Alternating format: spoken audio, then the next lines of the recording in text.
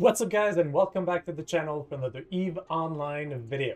The Federation Navy Grand Prix is back, and I'm coming at you guys with a 5 tips video on how to complete it as quickly and as safely as possible, whether or not you just want the skins or you actually want to compete for time. First, go ahead, hit that subscribe button, and let's dive in. So in total, there's 10 skins on the line here, and these skins are not tradable, so they will be redeemed directly to your character. So you do have to complete the event if you want the skins. Now you can complete the event and compete for speed, or you can complete the event and just do it for the skins. And regardless of whether or not you're doing this for speed or for the skins, you'll definitely want to take a look at these 5 tips. So tip number 1.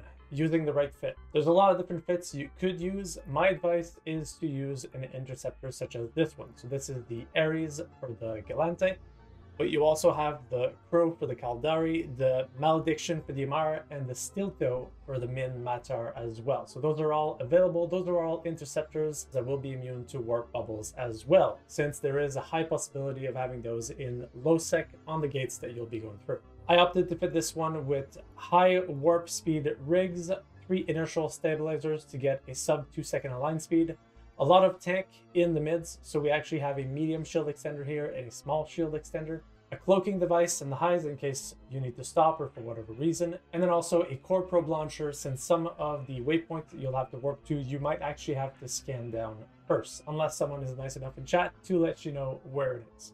Now, there's a lot of other ships that could be good for this, such as an Astro or a Black Ops frigate, which can warp cloak. Unfortunately, though, they are not immune to warp bubbles, so that's going to be the big downside of this.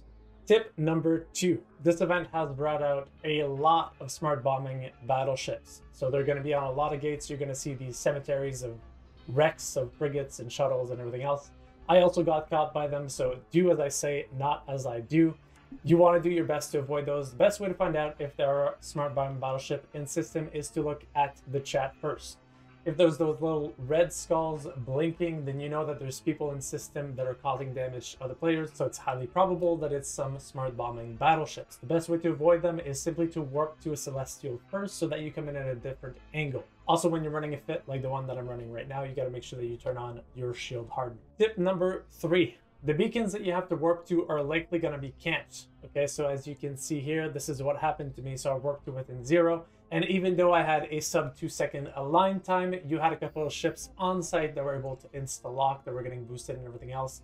I got locked on and I got blew up. But as you can see, I almost made it out. All right, so here's how you handle that problem. First things first, look at local once again. If you're in the system where you have to warp to a beacon and there's people that are suspect, it's likely that they're on the beacon targeting people that are coming in. So you warp to a Celestial, and then after that, you actually warp to the beacon within 100 kilometers. So those 2 tips alone are very likely to keep you alive. Now, on top of that, if that's not quite enough, you also want to pre-select another Celestial in system so that the second you land 100 kilometers off of the beacon, you can hit warp to the other Celestial, and that will get you out of there as fast as possible. Now, obviously, this is not guaranteed to keep you alive. If it just so happens that there's guys right there where you're warping in, you'll likely die. But it will certainly increase the odds quite a bit. And then tip number 4, practice makes perfect. If you're doing this for speed, if you actually want to compete and get your name on the monument or whatever that is, whatever that story is, you can actually do the run once and find out all the different waypoints that you're going to have to go to and actually pre-create that route for yourself so that you don't have to look at where you need to go next. And finally, tip number 5, there's certainly a lot of hype around the event right now, so that's why there's a lot of gankers, hunters, smart bombing